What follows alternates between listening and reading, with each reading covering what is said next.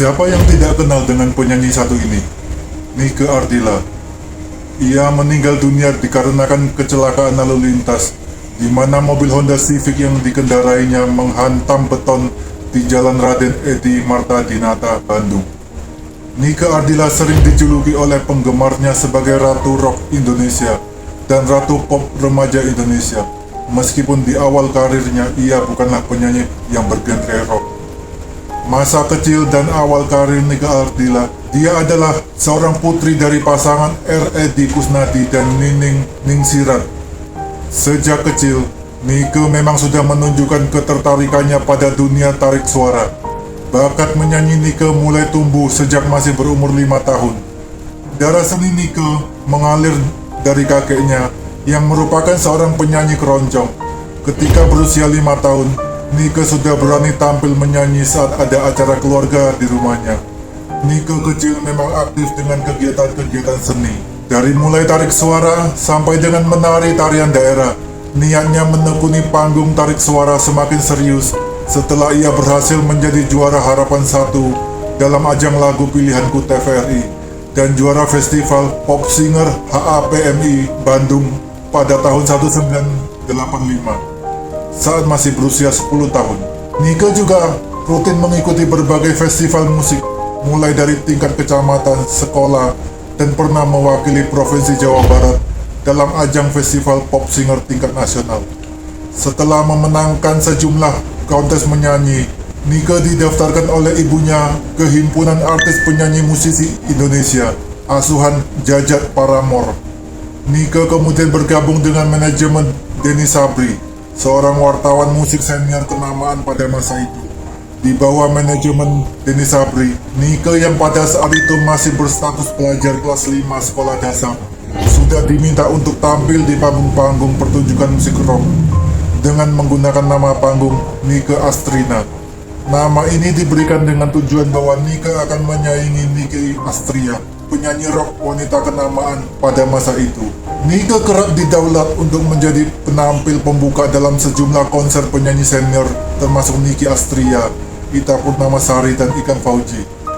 Dikarenakan pada masa itu, Nike belum memiliki lagu sendiri, ia biasanya menyanyikan lagu-lagu rock milik musisi barat. Pada tahun 1986, Nike mulai memasuki dapur rekaman dengan merilis sebuah single yang berjudul Lupa Diri, yang kemudian dimuat dalam album kompilasi yang bertajuk Bandung Rock Power. Dan pada Juli 1988, saat baru lulus dari bangku sekolah dasar, Nike akhirnya merekam album perdananya di bawah naungan JK Record. Akan tetapi album tersebut gagal dirilis dikarenakan usia Nike yang masih sangat belia pada saat itu. Sedangkan sebagian besar lirik albumnya bertema roman. Nike juga memulai karir aktingnya dengan membintangi sebuah film layar lebar yang berjudul Gadis Foto Model. Pada bulan Oktober 1989, saat ia bergabung dengan proyek Q Record, Nike akhirnya berhasil merilis album debut Seberkas Sinar yang diproduseri oleh Dedi Dores. Dalam album ini, nama Nike yang sebelumnya Nike Astrina diganti menjadi Nike AR, singkatan dari Astrina dan Rana Ardilla. Penggunaan nama ini pun tidak terlalu lama dan akhirnya diganti lagi menjadi Nike Ardilla. Semenjak album perdana dirilis di penghujung 1989, nama Nike Ardilla masuk ke jajaran artis papan atas dan sudah diperhitungkan. Denny Sabri manajemen memang mempersiapkan Nike Ardilla untuk menjadi artis multi talenta.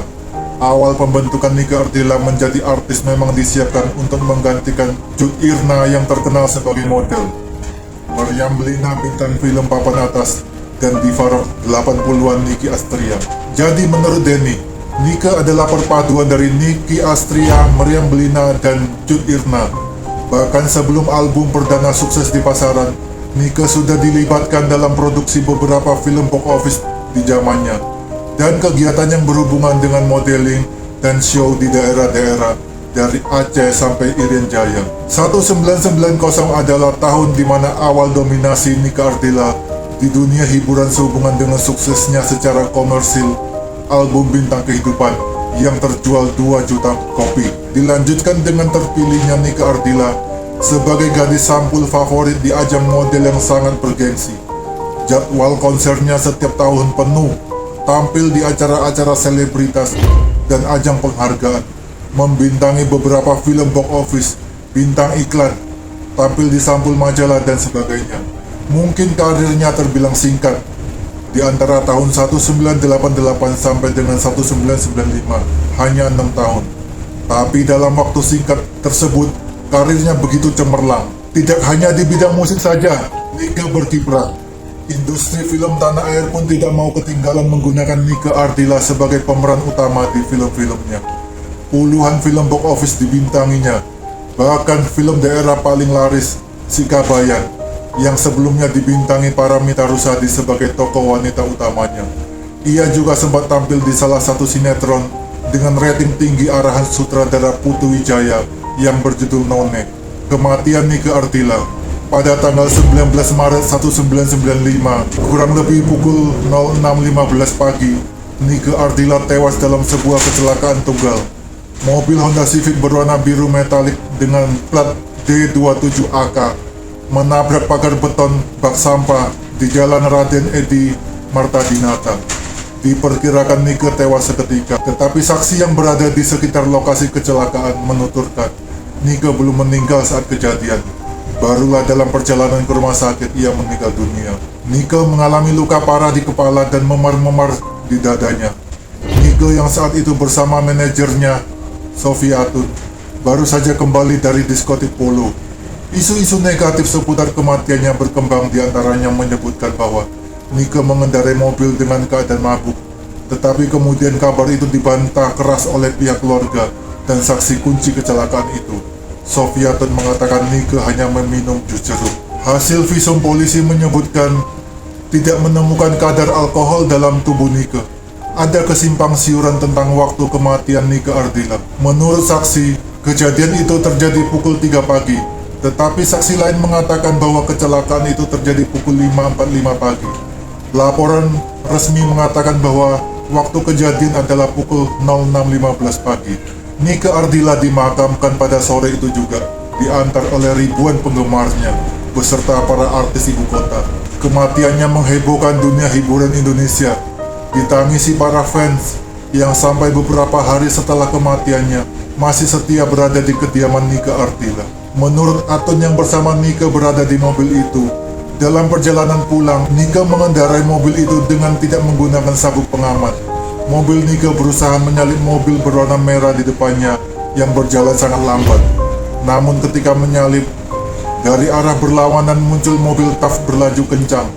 Nike langsung menghindari mobil TAF tersebut dan membanting setir, tapi terlalu ke arah kiri, sehingga menabrak sebuah pohon dan langsung terpental menabrak pagar beton bak sampah di kantor usaha pribadi di Jalan R.E. Martadinata, dan Nike menghembuskan nafas terakhirnya. Ia meninggal dunia di saat popularitasnya sedang memuncak. Meski sudah wafat, akan tetapi ia masih produktif mengeluarkan album. Meski albumnya masih sama, hanya berganti sampul saja.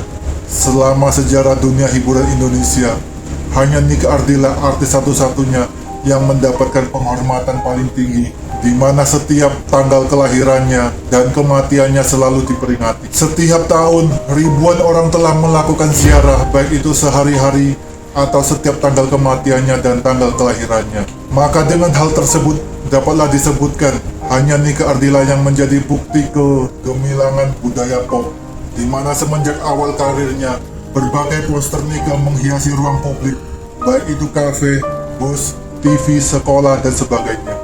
Bahkan setelah kematiannya pun, nama Nike Ardilla masih mengisi ruang-ruang publik.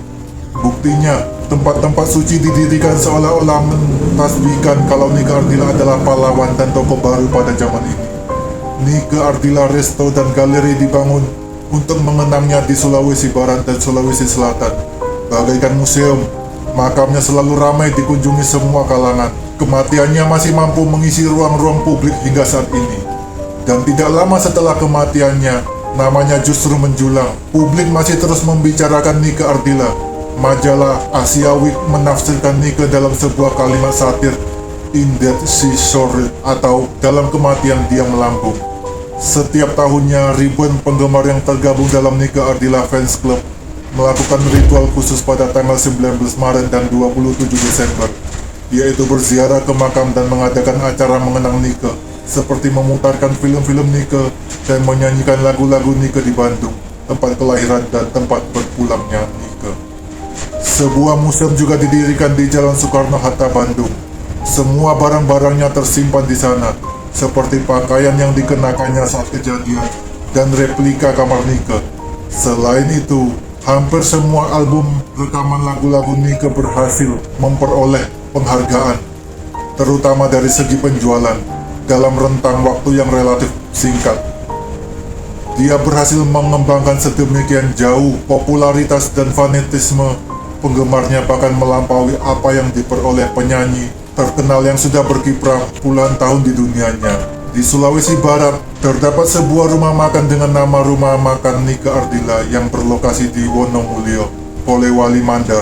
Setiap harinya rumah makan tersebut memutarkan lagu-lagu Nike.